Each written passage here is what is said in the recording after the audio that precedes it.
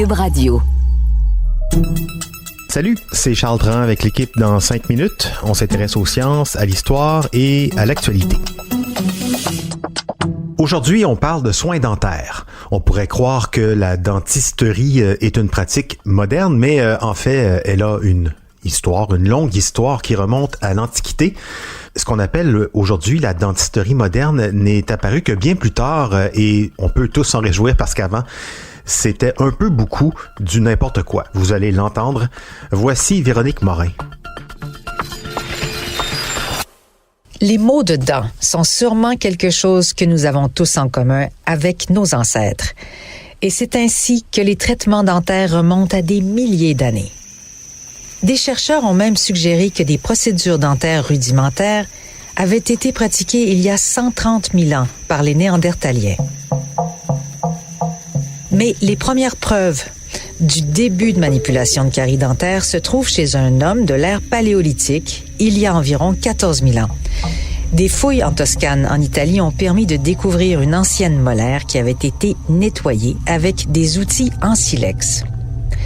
Puis un peu plus tard, des textes anciens datant d'aussi loin que 5000 ans avant Jésus-Christ décrivent les vers des dents comme étant la cause de la carie, une croyance qui s'est poursuivie pendant plusieurs siècles dans de nombreuses régions du monde.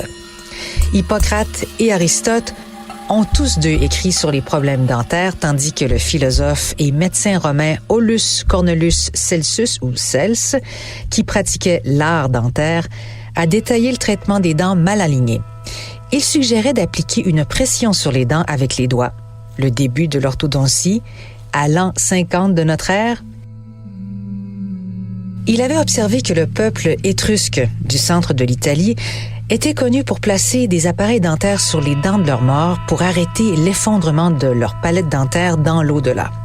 Les découvertes archéologiques ont d'ailleurs également mis au jour des tombes contenant des corps avec des bandes de métal et des intestins de chats enroulés autour de leurs dents. Il faut se rendre au Moyen Âge pour trouver des techniques un peu plus avancées.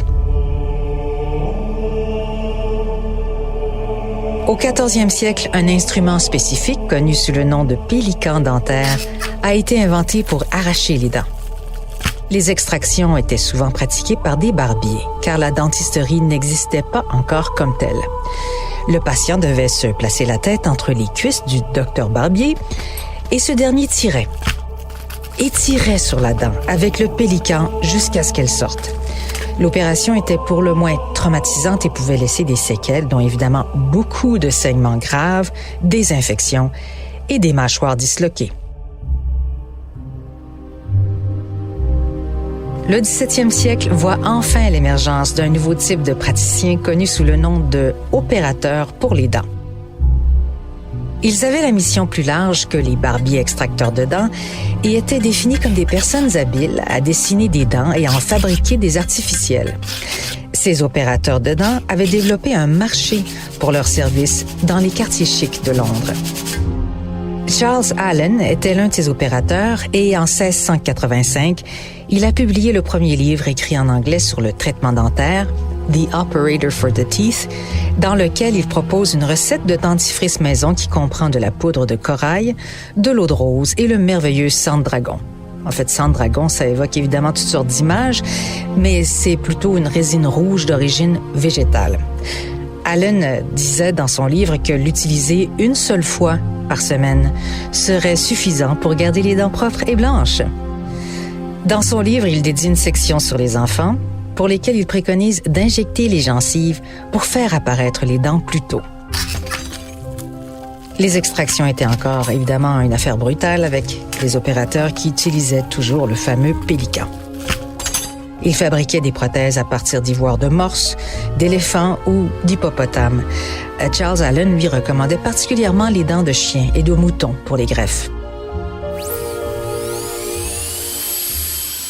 On considère que les cabinets dentaires modernes ont été fondés par Pierre Fauchard, un médecin français qui a beaucoup écrit sur les dents et la dentisterie dans les années 1700 et qui reste un modèle précoce même pour les dentistes d'aujourd'hui. Ses écrits incluent Le chirurgien dentiste ou Traité des dents, Paru en 1728, un livre qui décrit l'anatomie et les traitements buccaux, ainsi que les méthodes de remplacement et de greffe de dents. Fauchard a également réfuté la théorie du ver dentaire, enfin, et a reconnu que les acides du sucre étaient une cause majeure de carie. Il a développé de nouvelles méthodes pour remplacer les dents perdues et pour redresser les dents avec des appareils dentaires. Puis, au milieu du 18e siècle, Claude Mouton fabriqua la première couronne en or pour le traitement de canal et recommanda l'émaillage blanc pour masquer l'or.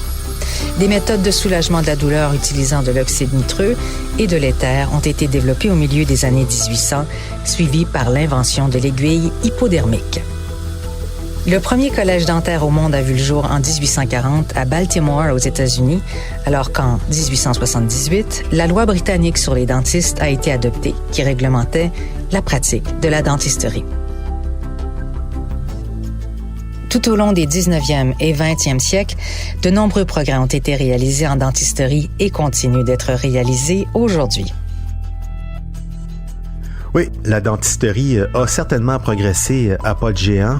Avec ce qu'on vient d'entendre, en tout cas, les petites perceuses, les brosses à ultrasons, les piqûres dans la bouche, l'anesthésie locale aujourd'hui, tout ça, c'est très, très cocoon, hein? On espère donc que cette histoire vous fera apprécier un peu plus vos visites chez le dentiste. Mais encore faut-il avoir accès à des soins dentaires parce que ça coûte cher, malgré une qualité de soins sans précédent.